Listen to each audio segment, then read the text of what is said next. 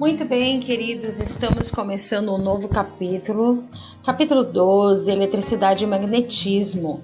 Nós vamos começar aí na página 144, analisando aqui nessa imagem, né?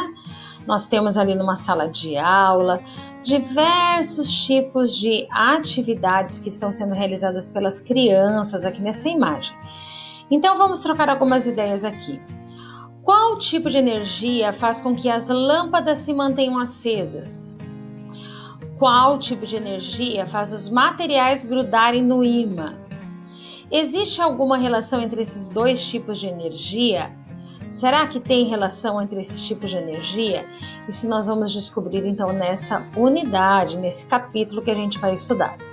Eletricidade no dia a dia. A gente sabe que a eletricidade é muito importante, né? E é uma forma de energia que nos proporciona um certo tipo de conforto, um benefício, né? Acredito que foi aí uma das descobertas mais importantes de todos os séculos, né? Essa energia elétrica chegando. Imagina quando teve a primeira lâmpada, como deve ter sido emocionante, né? Acender uma lâmpada e não uma vela, né? Como que deve ter sido emocionante para eles esse momento. E ela está presente, né, em diversas atividades do nosso cotidiano.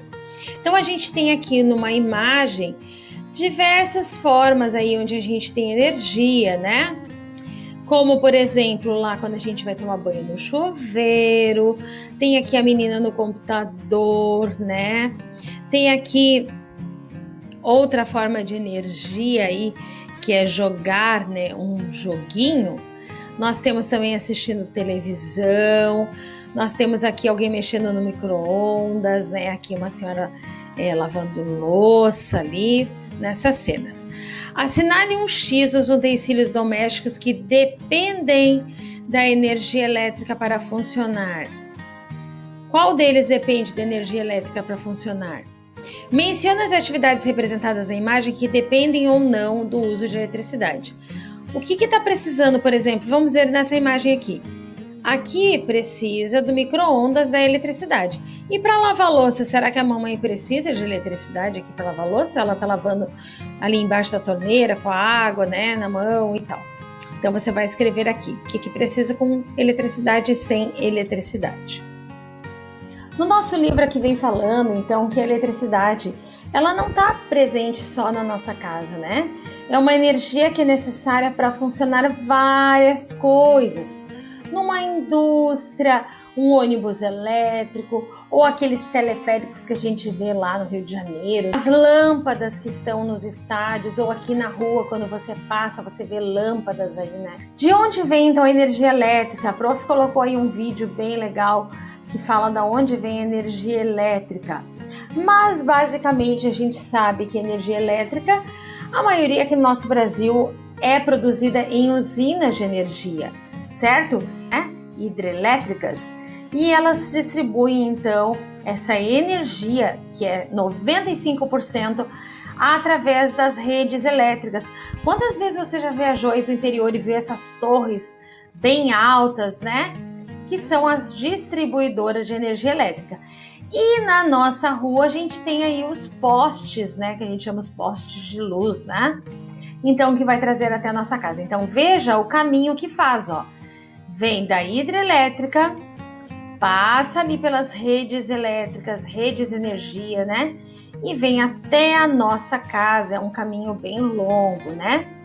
E nós temos também aí outra forma da gente ter energia, que são os geradores, né? Geradores de energia, tá? Nos locais onde o acesso é mais difícil, mais distante das hidrelétricas, instalam-se usinas termoelétricas, é um outro tipo de usina, que produzem eletricidade a partir da queima de combustíveis, ou eólicas que usam a força do vento para gerar energia. Nós vimos isso na aula passada, que eu falei ali para vocês, em Osório, né? A gente tem essa energia gerada pela energia eólica, né? Que são aqueles moinhos de vento, certo? Que a gente tem aqui bem pertinho da gente em Osório. Aqui na página 147, então, fala aí da nossa Itaipu. É uma baita usina hidrelétrica. Vou colocar aqui mais algumas imagens para vocês da usina hidrelétrica de Itaipu. Ela é a maior geradora de energia limpa e renovável do planeta, localizada aqui no Rio Paraná, na fronteira entre o Brasil e o Paraguai, e a empresa pertence a esses dois países. É responsável, então, pela produção da maior parte de energia consumida no Paraguai e de aproximadamente 20% do gasto energético brasileiro.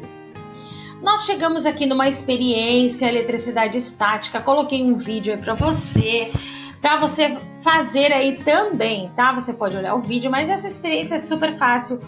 Você só vai precisar esfregar ou a régua ou a caneta aí entre os seus cabelos e aproximar de pedacinhos de papel. Você vai se divertir muito aí fazendo essa experiência dos cientistas em ação.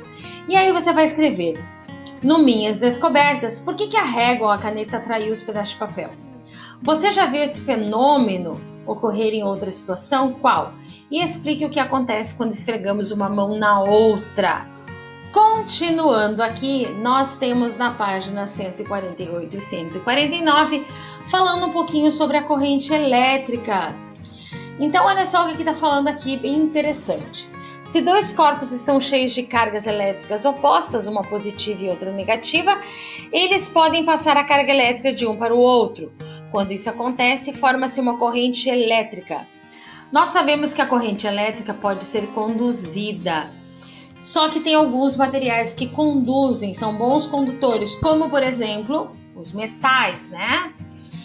Eles conduzem energia, mas tem outros materiais que são conhecidos como isolantes, que seria a madeira, o vidro, o plástico, as louças, que são maus condutores de eletricidade, sendo por isso então conhecidos aí como isolantes, ok? Muito bem. Aqui fala que o corpo humano também conduz energia elétrica. Por isso, a gente deve ter muito cuidado com a eletricidade. Não usar aí, né, por exemplo, o celular na tomada, deixar o celular carregar e depois a gente utiliza ele para evitar aí ter um choque elétrico, né? E não colocar nenhum objeto também na tomada, porque é muito perigoso. Então, a gente deve ter cuidado com a eletricidade, evitando esses choques elétricos que são provocados pelo contato direto com outra fonte dessa modalidade energética. Aqui nós temos algumas imagens que vocês depois vão analisar e responder esses exercícios. E vamos terminar aqui na página 149, falando um pouquinho sobre os raios e trovões. Quando tem aquela noite aí, né, que chove, tem raio e trovão. De dia a gente vê, às vezes também quando chove, mas de noite parece que é um pouquinho mais assustador, né? A gente pode ver, né, os raios e ouvir os trovões, né? Então, olha lá, existem diversos tipos de relâmpagos. O trovão é o barulho, então, produzidos pelas descargas elétricas que acontecem na atmosfera, em forma de raios ou relâmpagos, devido à troca de cargas elétricas. E as descargas elétricas, por sua vez, né, elas podem ocorrer de diferentes maneiras. Então, dentro da nuvem, tá? Ela pode estar entre duas nuvens, entre a nuvem e o ar, entre o solo e a nuvem, e na forma mais conhecida entre a nuvem e o solo. Então, para proteger muitos prédios, casas, dependendo do lugar, por exemplo, lá em São Paulo, que é um lugar que tem bastante raios, né? A gente vê muitos para-raios, isto é, barras metálicas que são pontiagudas e são colocadas na parte mais alta do edifício e ligada à terra por um fio condutor. Quanto mais barras são utilizadas, mais eficaz é a proteção. Raios normais caem das nuvens, mas antes de chegarem ao solo, outros dois saem de para-raios que estão em cima dos prédios e vão em direção a eles. São os chamados raios conectantes. Ao se encontrarem com os raios descendentes, tudo vira um risco de luz no céu até desaparecer. A imagem é linda e revela o funcionamento dos para-raios. O para-raio lança uma descarga em direção àquela que está descendo. Vem em direção à sua casa, o para-raio não fica esperando. Ele vai buscar esse raio, conectar com ele e trazer ele para a descarga para o para-raio. Salva a casa, o edifício. Então essa é a primeira vez que a gente observa um para-raio atuando, uma resolução de 20 mil imagens por segundo. Esses aparelhos foram desenvolvidos pelo famoso cientista Benjamin Franklin em meados do século XVIII. Muito bem, terminamos aqui as nossas atividades de hoje e nos encontramos na próxima aula de ciências. Um beijo para você! Tchau!